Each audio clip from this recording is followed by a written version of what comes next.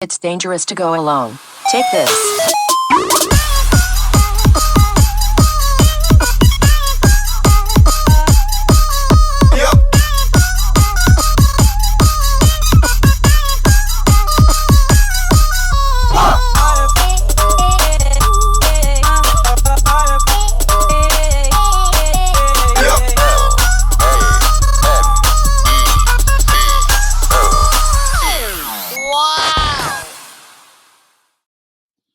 Hey, how's it going, guys?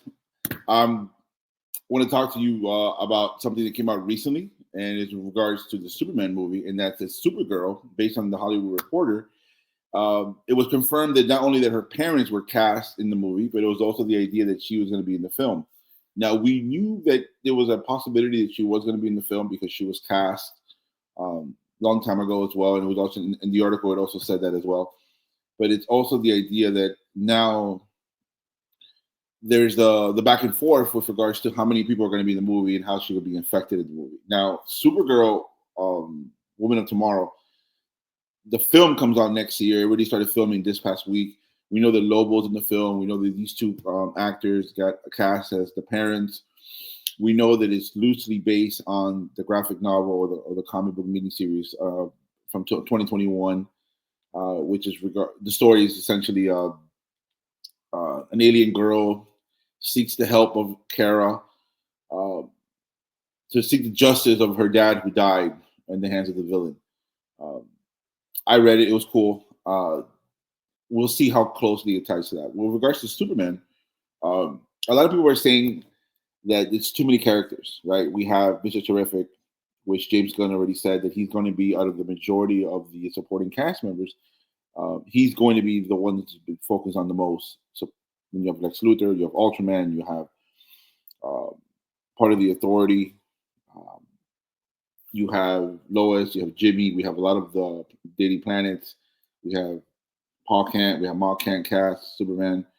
Um, I don't know if Maxwell Lord is in the movie, but I know that his corporation is closely tied with Hawkgirl, Mr. Terrific, and Guy Gardner.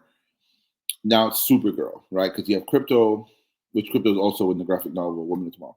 Um, Crypto, you have the robots that are help the they're like Kryptonian robots to help Cal in the Fortress of Solitude, which you saw in the trailer. Him, one of them is broken. He feels emotional with that.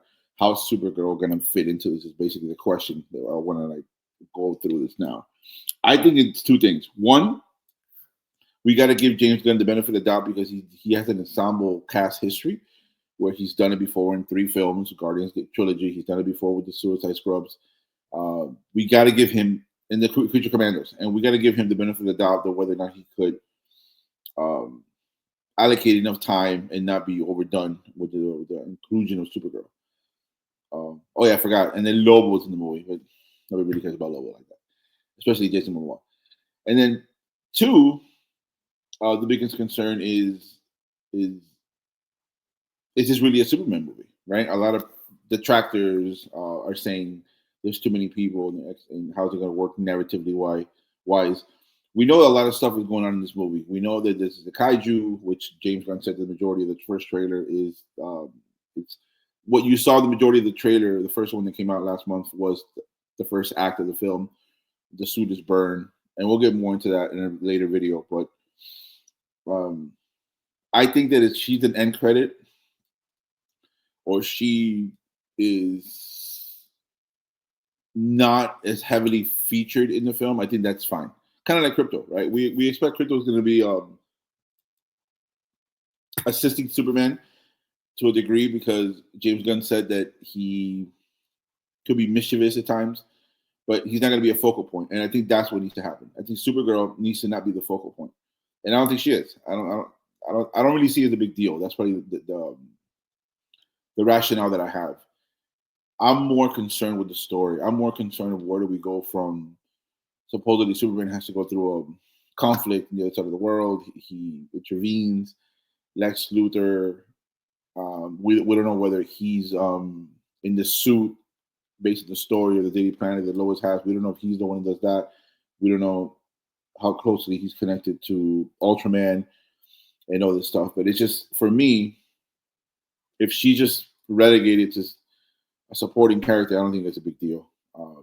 But if she's somewhat more involved in that, I still don't think it's a big deal, because Supergirl, the Woman of Tomorrow, is, I don't know, that story is fire.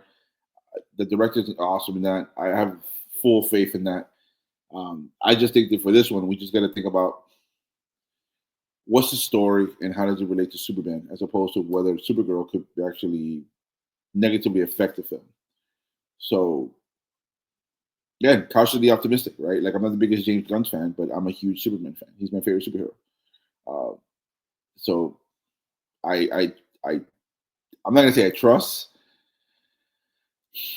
but we could hope, probably the best way, no pun intended, we could hope that her inclusion is going to be just like Crypto and just like James Gunn is doing, right? If you look at the comic book, the trailer and the movie so far, he's doing a lot of things from the comic book. So we can only hope that her inclusion in the film is going to be a positive, and it's only going to be like a cherry on top kind of thing that benefits the film as opposed to negatively impacts the film.